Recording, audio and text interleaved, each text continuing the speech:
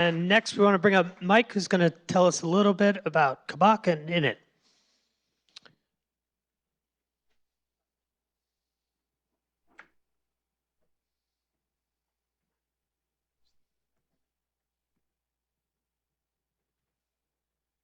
Hey, thanks for having me. There we go. All right, so I'm mostly going to talk about Kabak 3D technologies. I highly recommend you stop right in the back and see Caitlin, who can tell you all about Init, who do just amazing bespoke work for a lot of great brands. And so at Kabak, what we do is come at it the 3D modeling and creating lifelike 3D models. And then we create that content. We do storytelling and kind of digital awareness around that, and then we do distribute all of that through a vast network. We're actually mostly kind of an augmented reality company, but just don't tell anybody, I guess. Nonetheless, a lot of our content will obviously work anywhere.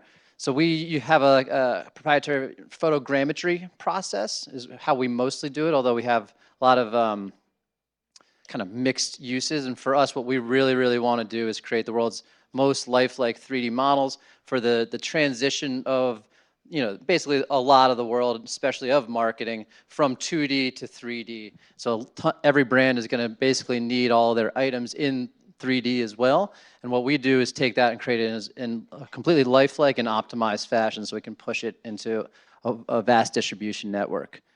On the next one, we're going to show you like the kind of core of what we do. Let's see. This is like, what we really want to do is hit the lizard brain. And this is me taking advantage of my daughter right here, actually.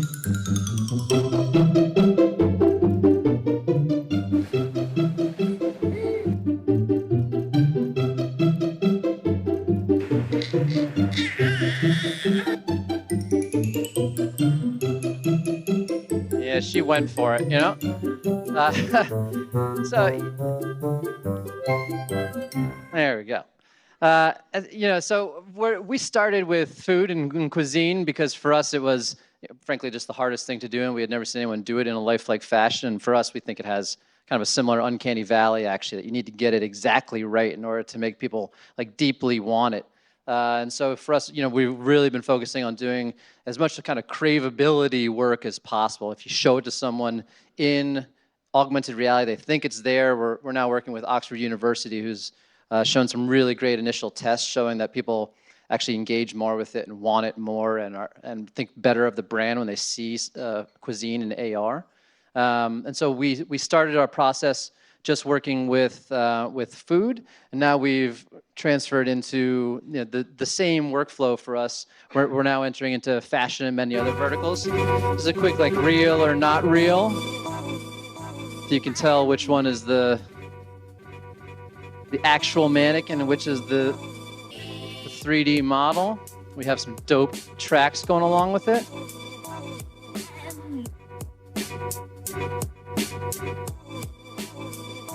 Yeah, nice little dance move there.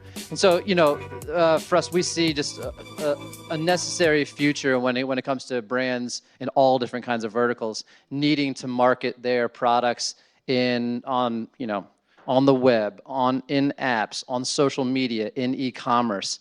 And, just all of these platforms will be happening in 3D. And so there's a lot of great people out there making awesome AR content, for branding purposes and just doing great work, we think. If you want to show your product like really, really, really real, we hope you come to us, basically, because there's a lot of just positives when it comes to that in all those verticals I was talking about. And then we take those 3D models, and a lot of times, depending on the platform and depending on how the brand wants to use it, we can also put just all kinds of digital storytelling elements around it. So this is an example of some work we just launched with Panera at a launch of South by Southwest. So this does it have music? I guess it would. It's not a big deal. Oh, maybe it's coming. So this is a snap lens they did in the restaurant. and they kind of had some mixes, right? So you put two dishes together and it makes something a little more badass.